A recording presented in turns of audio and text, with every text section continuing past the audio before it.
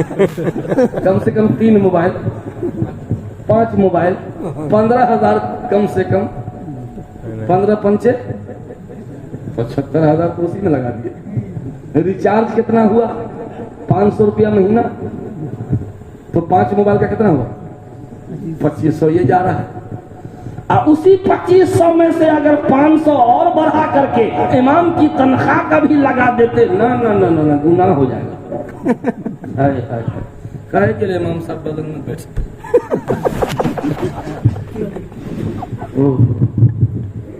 दुनिया की मजलूम तरीन मखलूक इमाम, मजलूम तरीन मखलूक। मुझको इमामों का सदमा बर्दाश्त नहीं होता, मैं अंदर से दुखी हो जाता हूँ जब इमाम के बारे में, इमाम के खिलाफ कोई बुरा भला कहता है कि जी चाहता है कि गला दबा दे। कसम से बर्दाश्त नहीं। यार तुम किस रेंज के हो, तुम किस कैटेगरी को हो, तुम किस कैटेगरी के रहोगे उसी टाइप का ना इमाम मिलेगा। आप जिस रेंज के रहिए, हमारे जैसा अगर इमाम मिल रहा है तो गनीमत न है भाई, मिला जुला के ठीक है न है। बोलिए, आपको चाहिए हजरत अबू बकर सिद्दीक जैसा इमाम। और मुंह देखिए ना पहले आईना में जाकर।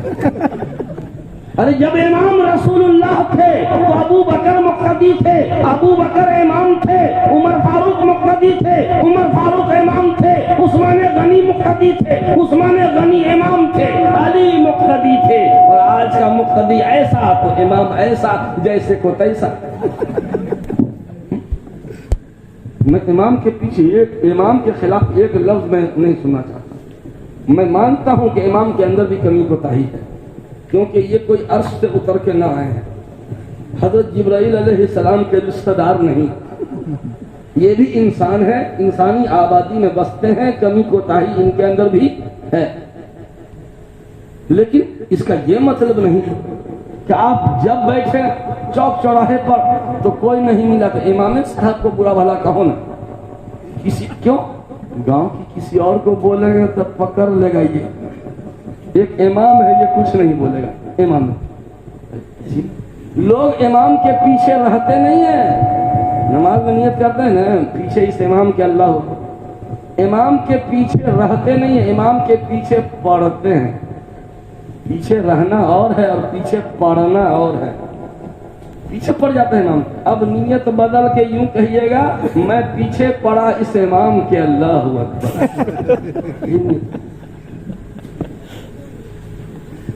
मेरे दोस्तों, आम शिकायत है कि रिस्क में बेबरकती बहुत, पता न कहां पैसा जा रहा। इलाजो मुआलजा में अचानक एक झटके में पैसा उड़ जा रहा है। आइए, बेबरकती क्यों होती है, उसके असबाब क्या क्या हैं। नंबर 1 नंबर 2 करके लगता है ना कि हमारे बारे में बोल रहे हैं, न लग रहा है कि ये हमारे बारे में भी है। हर शख्स सोचेगा ये तो मेरे बारे में भी है। हमारे पैसे में भी बरकत नहीं है, हमारे पैसे में भी बरकत नहीं। हर फर्द के दिल की एक आवाज है। आइए, वजह क्या है उसकी और उसका हल क्या है, इलाज मौजूद है इसी में। नंबर 1, रिस्क में बेबरकती की वजह फजर की नमाज में जो हम लोग सोए रहते हैं ना, ये बुनियादी वजह है।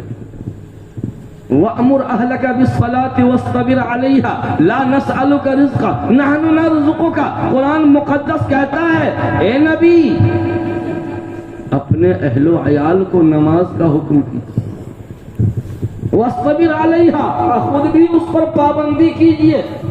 ला नसअलुका रिज़्क़ा, हम आपसे रिज़्क़ नहीं मांगते, नहनु नरज़ुक़ुका, हम ही रोजी देंगे तुमको, हम ही तुमको। यानी नमाज की पाबंदी करोगे तो हम रिज़्क़ की बरकत बढ़ा देंगे। अगर हमारे रिज़्क़ में बेबरकती है तो इसका मतलब है कि हम नमाज में कोताही करते हैं, और अगर पढ़ते हैं तो 4 वक्त की पढ़ते। फजर की नमाज, इन्न कुरआन अल फज्र कान मशहूदा, फजर के वक्त फरिश्ते हाजिरी करते हैं रजिस्टर में, कौन आया कौन नहीं आया। नौजवानों, आओ मुझसे हाथ मिला लो, आज दोस्ती कर लो, जी ना चाहे तो भी कर लो। आओ 40 दिन के लिए एग्रीमेंट कर लो, 40 दिन के लिए तय कर लो कि हम नमाज नहीं छोड़ेंगे। 41वां दिन आएगा कि नमाज बोलेगी कि हम तुमको नहीं छोड़ेंगे। बेशक 40 दिन के लिए पकड़ लो नमाज को, 41वें दिन नमाज ही तुमको पकड़ लेगी कि अब क्या, तू तो मेरा हो गया, अब तुमको हम नहीं छोड़ेंगे। अब फिर देख लेना कि तुम्हारे रिस्क में कितनी बरकत है। फजर की नमाज की पाबंदी खुसूसन, और जो फजर की नमाज की पाबंदी कर लेगा वो 4 वक्त की पाबंदी और कर लेगा। अब कोई मुश्किल काम नहीं है। चंद दिनों के बाद इतना चस्का लग जाएगा कि फजर की नमाज पढ़े बगैर ऐसा लगेगा कि चेहरा उतरा हुआ है दिन भर, ऐसा महसूस होगा। कोई मुश्किल नहीं है। अलार्म लगा लो, अलार्म लगाओ 4 बजे का, और सारा जिसकी आंख खुल जाए दोस्तों को कॉल करो, अरे फलाना उठ, अरे फलाना उठ, बोलिए। अरे ट्रेन पकड़नी हो तो उठाते हैं, जगाते हैं कि नहीं जगाते?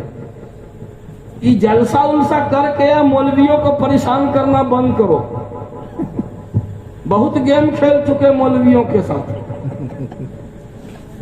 अब तकरीर से नहीं, तकरीर से तकदीर नहीं बदलेगी। अब कदम बढ़ाओ, कदम बढ़ाओ। चलो मोबाइल का ग्रुप है तुम्हारा ना, व्हाट्सएप का, चलो ग्रुप को लगा दो फजर में जगाने के लिए। 1 हफ्ता 40 दिन के लिए हाथ मिला लो। 40 दिन के अंदर तब्दीली जब आएगी तो मैं समझता हूं कि ये जलसा दुनिया का सबसे कामयाब जलसा हो। करके देख। आज जो नौजवान नमाज की पाबंदी करेगा, देख लेना बड़े से बड़े कंपटीशन में वो बैठ सकता है, बड़े से बड़े कंपटीशन में मुकाबला कर सकता है वो। क्यों? नमाज की पाबंदी करने से ब्रेन वॉश हो जाता है। वायरस जो दिमाग में आ गया, फिल्म देखते देखते, मोबाइल में एडल्ट पिक्चर देखते देखते जो दिमाग में वायरस आ गया है ना, ये नमाज जो है रिफ्रेश मारेगा। रिफ्रेश जानते हो? ये रिफ्रेश, लैपटॉप चलाते रिफ्रेश लगे, दिमाग का सारा कचरा दूर हो जाएगा। और फिर किताब की बातें इसमें सेव हो जाएंगी, गलत बातें डिलीट होती चली जाएंगी, अच्छी अच्छी बातें सेव होती चली जाएंगी। तो अब बताओ नौजवानों, नमाज की पाबंदी करने से रिस्क में बरकत होती है। नमाज, खासकर फजर की नमाज छोड़ना और सोए रहना, उससे रिस्क में बेबरकती होती है। अब बताइए इस मजलिस में कितने लोग हैं जो फजर की नमाज में हाजिर रहते हैं? अगर वो फजर की नमाज भी पाबंदी से पढ़ते हैं तो मैं समझता हूं कि उनके रिस्क में बरकत होती होगी। एक वजह ये हुई बेबरकती की वजह, नमाज छोड़ना। याद हो गया? अगर तुमको जॉब नहीं मिल रहा है, बेरोजगार बैठे हो, तो इसका मतलब है तुम बेनमाजी। यही एक वजह नहीं, और भी वजह हो सकती है। एक वजह ये भी है। नंबर 2, रिस्क में बेबरकती की दूसरी वजह उकूकुल वालिदैन, वालिदैन की नाफरमानी। अगर तुम्हारे रिस्क में तंगी हो रही है तो इसका मतलब है कि तुम्हारे माँ बाप तुमसे खुश नहीं, तुमने उनका दिल दुखाया, तुमने अपने सास ससुर को किबला बना लिया और अपने माँ बाप को जिंदगी से निकाल बाहर कर दिया। जो बेटा अपने माँ बाप का जितना खिदमत गुजार होगा, मैं कसम खा के कह सकता हूँ कि उसके रिस्क में उतनी ही बरकत होगी।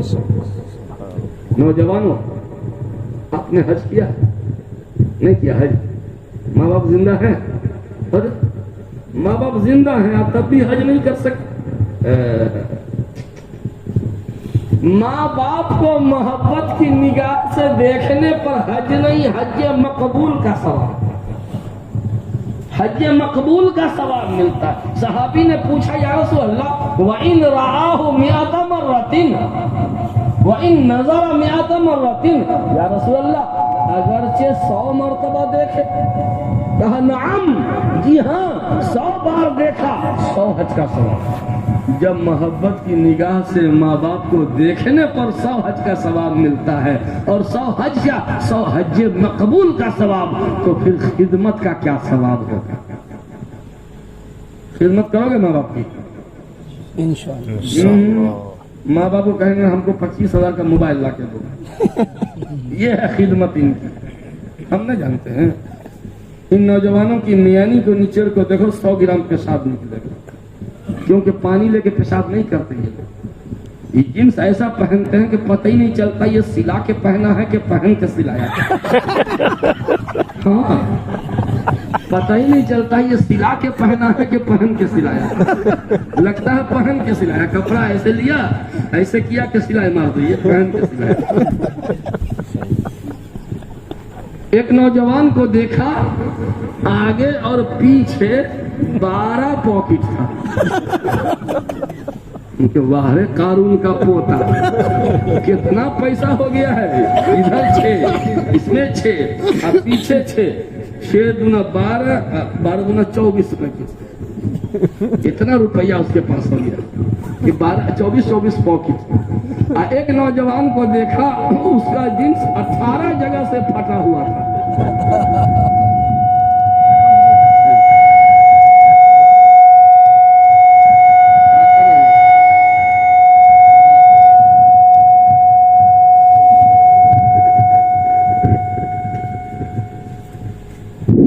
ये 18 जगह से फटा हुआ नहीं, फाड़ा हुआ था। वो भी ऑटो पे बैठा हुआ था, तब 18 जगह मैंने गिन लिया नजर चुरा के। खड़ा होता तो न जाने कहाँ कहाँ होता। आप अंदर ये कहाँ से लिया? फिल्म से। फिल्म से अगर फिल्म की हीरोइन टकला छिला करके नाचेगी तो ये मुसलमानों की बेटियां, हाजी साहब, नवाजी साहब की बेटी सब टकली हो जाएगी, क्योंकि ये हाई स्टैंडर्ड लाइफ। क्या जिंदगी है, अस्तगफिरुल्लाह अस्तगफिरुल्लाह। नौजवानों, माँ बाप की खिदमत इबादत समझ के करो। याद रखना, तुम्हारी नस्लें आबाद हो जाएंगी। तुम्हारी औलाद को, नस्लों को अल्लाह वो अता करेगा कि दुनिया दंग रह जाएगी। क्या वजह है कि इसकी औलाद इतनी खुशहाल है? ऐसा लगता है कि इसके बाप ने अपने माँ बाप की खिदमत बहुत किया। हमारे बड़े बूढ़े चचा कहेंगे कि हमारे माँ बाप तो दुनिया से जा चुके, अब हम उनकी खिदमत कैसे कर पाएंगे? मौलाना क्या है, मेरे माँ बाप तो दुनिया, जैसे मेरे वालिदैन दुनिया से जा चुके, अब हम कैसे खिदमत करें? ये लोग तो बड़े किस्मत के धनी हैं, किस्मत के कलंदर सिकंदर हैं कि माँ बाप मौजूद हैं। जब घर में जाओ हज कर लो, जब घर में जाओ जियारत करो, मोहब्बत की निगाह डालो, हज मकबूल का सवाब पालो। लेकिन जब मैं किसी नौजवान को देखता हूँ कि अपनी बूढ़ी माँ का गट्टा पकड़ के ऐसे ले जा रहा है, धीरे धीरे हॉस्पिटल के जीने पे चढ़ा रहा है, हॉस्पिटल के जीने से नीचे उतार रहा है, गाड़ी पे बैठा रहा है, मैं क्या बताऊं, लगता है मेरे कलेजे पे कोई छुरी चला रहा है। मैं खड़ा खड़ा टकटकी बांधे देखता रहता हूँ। कभी कभी आंखों से आंसू छलक पड़ते हैं। काश काश कि मेरे बस में होता तो उसकी माँ मैं छीन कर अपनी माँ बना लेता। काश कि मेरी माँ भी जिंदा होती, मैं भी अपनी माँ की खिदमत इसी तरह करता। ये नौजवान कितना किस्मत वाला है कि माँ की खिदमत का मौका मिल रहा है। ये नौजवान कितना किस्मत वाला है कि अपने वालिद की खिदमत कर रहा है। काश के मेरे माँ बाप भी जिंदा होते, मैं भी उनकी खिदमत किया करता। मेरे दोस्तों, अपने माँ बाप की खिदमत को जिंदगी का लाजमी हिस्सा बना। मैं अपनी बात बताऊं, अपने घर की बात नहीं बोलना चाहिए, लेकिन नसीहत के लिए बोल दे रहा हूं। जो काम जायज है, अगर माँ बाप का हुक्म हो गया तो वाजिब हो जाएगा। जो काम जायज है, माँ बाप ने मना कर दिया तो अब करना हराम हो जाएगा। एक बार का वाकया है, मेरी वालदा, अल्लाह उन्हें गरीक़े रहमत करे, आमीन कह दीजिए। लग रहा पैसा खर्चा हो रहा है। अरे मेरी माँ की बख्शिश होगी तो आपका कोई नुकसान है? अरे माँ क्या चीज है अभी बेटा पता नहीं चलेगा। जाने दो माँ बाप को दुनिया से, तब पता चलेगा। और कहोगे कि हुआ है कुछ से बिछड़ने के बाद, अब मालूम कि तू नहीं थी, तेरे साथ जिंदगी थी मेरी। मैं फरवरी का महीना लास्ट ईशा की नमाज पढ़ने जा रहा था। फरवरी का महीना जब खत्म होने लगता है तो ठंडी तो खत्म रहती है, चादर ओढ़ने का मौसम रहता है नहीं ना। कुर्ता पजामा सदरी पहन के निकला, वालदा अल्लाह कहा बाबू हाफिज जी बोलती थी, बाबू हाफिज जी देह पे चद्दर रख ला। हम उनकी बोली हम नकल कर रहे हैं जानबूझ के, इसमें ममता की झलक है, माँ का प्यार है। ये अल्फाज मैंने रट रखे हैं, ये अल्फाज मेरे दिलो दिमाग में मेहमान बने हुए। मैं उर्दू में नहीं बोल रहा, जानबूझ के उनकी बोली बोल रहा। बाबू हाफिज जी देह पे चद्दर रख ला, मतलब समझे? देह मतलब बदन, चद्दर चादर। बाबू हाफिज जी देह पे चद्दर, हालांकि ठंडा नहीं लग रहा, गेट से निकल रहे और उन कदम रोका। ख्याल आया कि कह दे कि न ठंडा नहीं लग रहा है, ठंडा नहीं अम्मी हम जा रहे हैं। चल फिर फौरन है शकील खबरदार खबरदार। ऐसा लगा किसी ने पांव में बेड़ी बांध दी। खबरदार कातिबे तकदीर कलम थाम के मौजूद है, अगर तूने कदम बढ़ाया तुम्हारे नाम आमाल में माँ का दिल दुखाने का गुनाह लिखा जाएगा। खबरदार। रुकता है कि फौरन रुक गया। ऐसा लगता किसी ने पकड़ के रोका कि नहीं, जब माँ का हुक्म हो गया, ठंडी नहीं भी लग रही है तो अब बदन पे चादर डालना वाजिब हो चुका। लौट करके आए, एक शाल बदन पे रखा, भाइयों को कहा कि भैया जानते हैं हमको ठंडी नहीं लग रही है, लेकिन माँ ने कह दिया चादर रखने, तो अब चादर ओढ़ना वाजिब हो चुका। अब अगर मैं ऐसे जाता तो मैं गुनहगार होता, माँ की बात काटने का गुनाह लिखा था। नौजवानों, तुम 12 बजे रात में आते हो, मोबाइल लेकर के यहाँ वहाँ अड्डाबाजी करते हो। आज जब माँ पूछती है तुम कहाँ थे, हम कहीं जाए, तुमको क्या मतलब? तुमको क्या मतलब? अरे अरे, ये शर्म उरम नहीं आती है क्या मतलब? बाप टोका तुम इतनी रात कहाँ थे? हम कहीं जाए, हम नहीं खाएंगे खाना, जाओ। माँ अच्छा खा लो खाना, खा, हम ना खाएंगे। काहे टोका? मेरे जैसा बाप रहेगा ना जूतिया आ जाएगा। हाँ, ये क्या बदतमीजी है? चौक चौराहे पे तुम अड्डाबाजी करते हो, मोहल्ले की लड़कियां गुजरती हैं, तुम्हारी नजर कहाँ रहती है? कुछ सोचा? कहाँ नजर रहती है? मैं खुल के बोल रहा हूँ, मैं पहली बार जहाँ जाता हूँ 5 मिनट में पुराना हो जाता हूँ। किसी भी चौक चौराहे पे जाइए, नौजवानों का अड्डा होगा, और कोई खातून कोई लड़की गुजरे, लड़की को मत देखिएगा, इस सड़े हुए बदबूदार नौजवानों को देखिए कि ये कमीने कहाँ देख रहे हैं। न तुम सदमे हमें देते, न हम फरियादियों का। इतने गंदे, इतने पलीद तुम्हारी आंखों में, तुम्हारी आंख है या संदास है? तुम जानते हो दूसरे की बहनों को तुम बुरी नजर से देखते हो, तुम्हारी बहन को कोई नहीं देखता है क्या? जरूर देखेगा। चौक चौराहे पे, दुकान पर उस खातून को सामान, अब तुम वहीं पे अड्डा जमाए रहते हो दुकान के बाहर में। क्यों? इज्जतदार खवातीन का गुजरना मुश्किल है। इन नौजवानों ने जीना अजीरन कर दिया।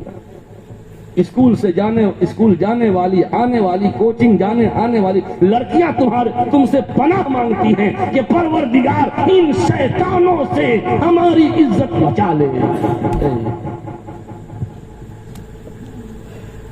तुम्हें खुदा का वास्ता, तुम सड़क पे चलो, नजर नीची कर लो, थोड़ा मेहनत करना पड़ेगा, 2-4 दिन, हफ्ता दिन मेहनत करनी पड़ेगी।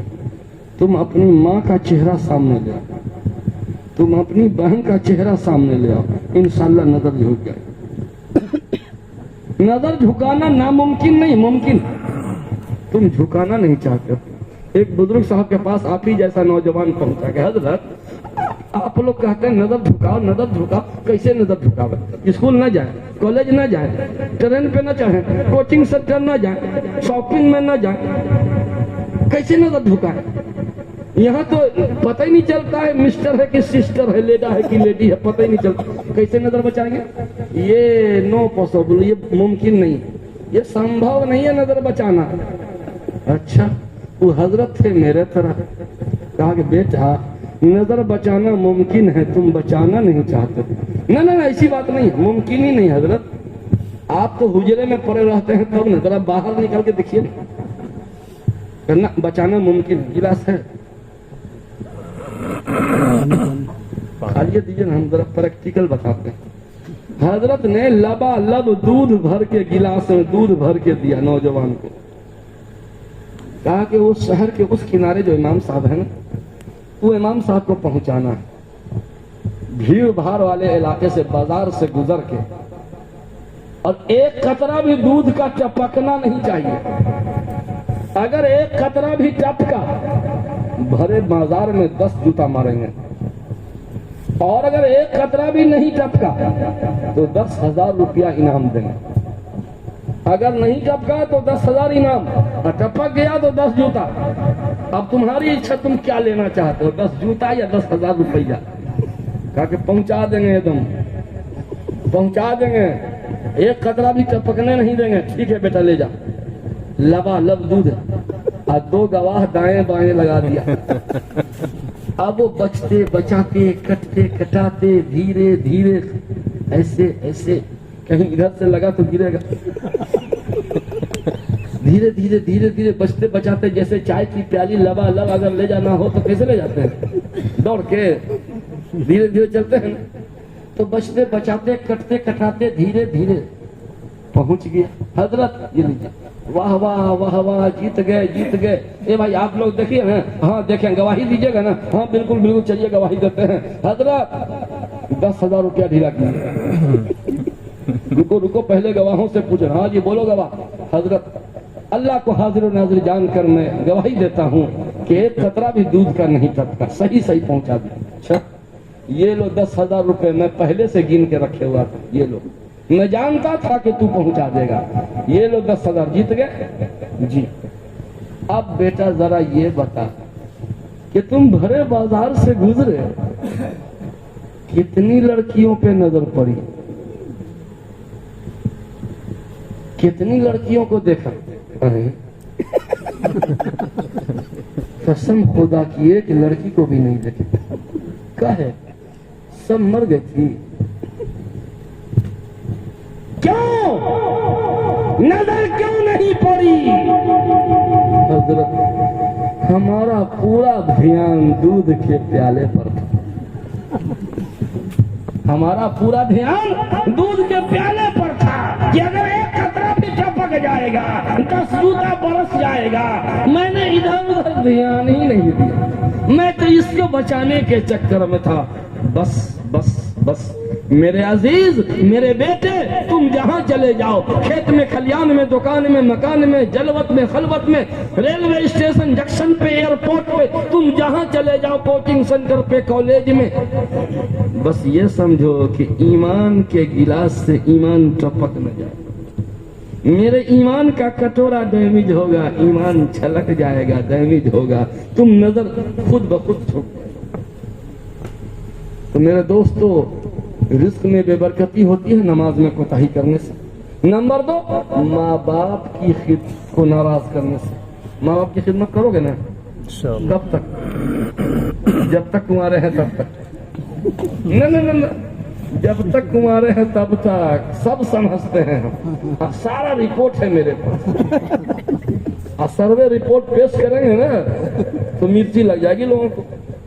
मेरे दोस्तों, मुझे एक आलिम दीन, एक मुफ्ती साहब की बात याद आ रही। मैं बाढ़ गया था गुज़श्ता साल तकरीर करने। ईशा की नमाज के बाद हमको कहा गया, स्टेज पर ले जा रहे थे, और जो मुफ्ती साहब असल थे वो कह रहे, हजरत 5 मिनट की छुट्टी दे दी। मैं कैसी बात कर रहे हैं, हम छुट्टी देंगे तो जाइएगा? नहीं हजरत, 5-10 मिनट। बोलिए, अम्मी को खाना खिला के आ रहा। है क्या तेरी किस्मत है यार। जी चाहा कि उसके पेशानी को चूम लूं, अम्मी साहब फिराश पड़ी हुई है, ऐसे चित पड़ी रहती है, वो हमारे ही हाथ से खाते हैं। मैं 1 बजे रात को पहुंचूं, वो इंतजार करती रहती है, मेरा बाबू आएगा तो खिलाएगा, किसी और के हाथ से हम नहीं खाएंगे। जरा अम्मी को मैं खाना खिला के दवा खिला देता हूँ, और फिर मैं आता हूँ आलिम दीन से। मैं उलमाए किराम से भी दरखास्त करूंगा कि अपने वालिदैन को सर का ताज बना लीजिए। हजरत मौलाना मुफ्ती अबुल कासिम साहब नोमानी मोहतमिम दारुल देवबंद, मैं इन आंखों ने देखा अपने ज़ईफ वालिद साहब को व्हील चेयर पे ऐसे लाते थे। मालती बाग बनारस की बहुत बड़ी मस्जिद में खतीब हजरत, उन्हीं के मोहल्ले में मस्जिद है, जुमा की तकरीर करते, खुतबा देते, नमाज पढ़ाते, अपने ज़ईफ वालिद साहब को व्हील चेयर पे लाते खुद।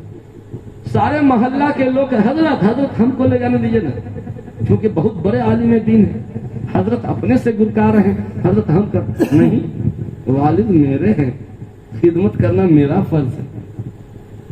वालिद मेरे हैं, मैं कितना कुछ हो गया, मैं इनका बेटा ही रहूंगा, खिदमत करना मेरा फर्ज है। आप अपने बाप की खिदमत कीजिए जाकर, मुझे अपने बाप की खिदमत करने दीजिए। चुनांचे व्हील चेयर को मस्जिद के गेट पर लाते और फिर वालिद साहब को गोद में उठाते। सारे मुक्तदी की आंखें खुली की खुली, फटी की फटी रह जाती। इतना बड़ा मुतबाहिर आलिम दीन, इंटरनेशनल आलिम दीन, एशिया के अजीम इदारे का मुहतमिम, बाप को गोद में उठाता, मस्जिद के किनारे में कुर्सी पे यूं बैठाता और फिर वहां से मिंबर पे जा करके तकरीर शुरू कर देता। नौजवानों, अपने वालिदैन की खिदमत करोगे, रिज़्क़ में बड़ी बरकत होगी। माँ बाप को सताओगे, रिज़्क़ में भी बरकत। ये ऐसा गुनाह खतरनाक पॉइजन है कि मरने से पहले सजा भुगत के मरेगा। माँ बाप को सताने वाला कौन, खोल के सुन ले, कि मरने से पहले सजा मिलना शुरू। ये गुनाह आखिरत की सजा तो है ये, लेकिन दुनिया में सजा मिलनी शुरू हो जाती है। बहुत खतरनाक गुनाह है। हाँ, तो मैं अर्ज कर रहा था कि जिनके वालिदैन जा चुके वो कैसे खिदमत करेंगे, उनके लिए भी जुगाड़ है जुगाड़। मैं जुगाड़ी मौलवी साहब हूँ। वो कैसे, आप पाबंदी से अपने माँ बाप के लिए दुआए मग़फ़िरत करते हैं। जिनके वालिदैन जा चुके वो भी, और जिनके वालिदैन जिंदा है वो भी, दुआए मग़फ़िरत पाबंदी से कीजिए। ये खिदमत, उनके नाम से कुछ सदका खैरात करते रहिए, ये उनकी खिदमत। मेरे भाइयों, वक्त ज्यादा हो गया, 1:30 बज चुका है। मेरे ख्याल में अब खत्म कर देना चाहिए। एक आध और जल्दी गिनवा देता हूँ। रिज़्क़ में बेबरकती का सबब नमाज को छोड़ना। नंबर 2, माँ बाप को सताना। नंबर 3, कता रहमी, रिश्तेदारों से कट के रहना। कितने लोग हैं जिनको तमाम रिश्तेदारों से अच्छे ताल्लुकात हैं। वो मान गया तो वो मुंह फुला लिया, वो मान गया तो वो मुंह फुला लिया। शादी के मौके पर वो घर मुंह, अकेले दुनिया में आए हैं, अकेले दुनिया से जाएंगे। शादी में शरीक नहीं हो रहा है एक भाई। ऐन शादी के दिन एक भाई की बीवी मैके भाग गई जी। तो रिश्तेदारों के साथ ये जो बोलचाल बन रहना, ये इससे रिज़्क़ में बेबरकती। इसलिए कोशिश कीजिए। 3 तरह के रिश्तेदार होते हैं, ददिहाली, ननिहाली, ससुराली। लेकिन अजीब बात है, सारी नाराजगी ददिहाली ननिहाली रिश्तेदार से, ससुराली रिश्तेदार से कभी नाराज नहीं। गलत बोल रहे हैं। ससुराली रिश्तेदार साला, साली, साढ़ू, सास, ससुर, एकदम मीठा मीठा है। ये रिश्तेदार बस इतने ही हैं, और जो जिस खून से ये पैदा हुआ वो गया काम से। रिश्तेदारों के साथ बदसलूकी, उनसे कट के रहे। आप कितनों बड़े हो गए, आप बाहर में घर बना लिए, बेहतरीन पटना में और दिल्ली में। अब अपने को समझ रहे तुर्रम खान, भाई गरीब है, वो अगर दिल्ली में पहुंच गया मिलने के लिए, तो ये कौन है, वो मेरे गांव से आए हुए। देखे बेशर्म कहीं का, शर्म नहीं आती, मेरे गांव से आए हुए। मेरे गांव का एक गरीब आदमी बेचारा मदद के लिए भाई है, हालांकि भैया है, बड़ा भाई। तुम इतने बड़े वीआईपी हो गए, चुल्लू हर पानी में डूब मरना चाहिए। रिस्क में बेबरकती होती है रिश्तेदारों से कटने से। 3 सबब हो गया ना। एक और है रिस्क में बेबरकती, बताऊं? नापाकी की हालत में पड़े रहने से। रात में गुस्ल की जरूरत पड़ी और नहाएगा कब? पूरी रात यूं पड़ा रहा, फजर की नमाज छोड़ा, 12 बजे दिन में नहाएगा। गलत बोल रहे हैं। मर्द अगर नहा के फजर की नमाज पढ़ लिया तो जो उसकी औरत है वो तो नपकनी पड़ी रहे। रिस्क में बेबरकती होती है, रहमत के फरिश्ते रूठ जाते हैं। ला तदखुलुल मलाइकतु बैतन फीहि कल्बुन वला तसावीर वला जुनुबुन। जिस घर में कुत्ता हो शौकिया पाला जाए, तस्वीर शौकिया लटकाई जाए, और जुनबी हो जिस पे गुस्ल वाजिब हो चुका है, वो है बिला वजह ताखीर कर रहा है, गुस्ल नहीं कर रहा, तो रहमत के फरिश्ते दाखिल नहीं। जब रहमत के फरिश्ते दाखिल नहीं होंगे तो इसमें बेबरकती यकीनन होगी। और इसमें बरकत किस चीज से होती है? सूरह वाक़िया की तिलावत पाबंदी से कीजिए। सूरह वाक़िया की तिलावत फजर, ये मगरिब के बाद या इशा के बाद 3 सफ़े की सूरह है। मैं उलमाए किराम से भी दरख्वास्त करूंगा, और उलमा जो मदरसा चलाते हैं उनसे भी, तमाम बच्चों से पढ़वाइए। ये जो मदरसे में तंगी रहती है ना, सूरह वाक़िया पढ़वाइए, इंशाल्लाह बरकत होगी। सूरह रहमान के बाद सूरह वाक़िया 3 सफ़े का 10 दिन 15 दिन पढ़िएगा, देख के तो याद हो जाएगा। हाँ, फिर तो चलते फिरते भी पढ़ सकते हैं। सूरह वाक़िया पढ़ने से रिज़्क़ में बरकत होती है, और इस्तिग़फ़ार करने से रिज़्क़ में बरकत होती है। जितना ज्यादा हो सके अस्तग़फ़िरुल्लाह अस्तग़फ़िरुल्लाह अस्तग़फ़िरुल्लाह, इससे रिज़्क़ में बरकत। बेवहमो गुमान रोजी अल्लाह अता करता है। बेवहमो गुमान रोजी।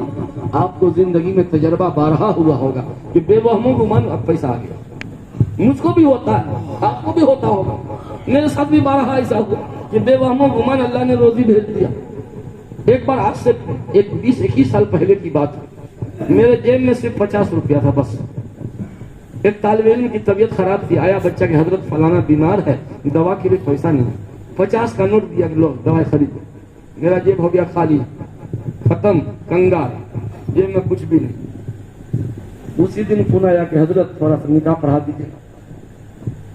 निकाह पढ़ाने गए तो उस जमाने में जब 101 और 151 मिलता था निकाह पढ़ाने का, 1200 रुपया मिला था उस जमाने में। 1200। सोचिए बेवहमो गुमान रोजी हुई कि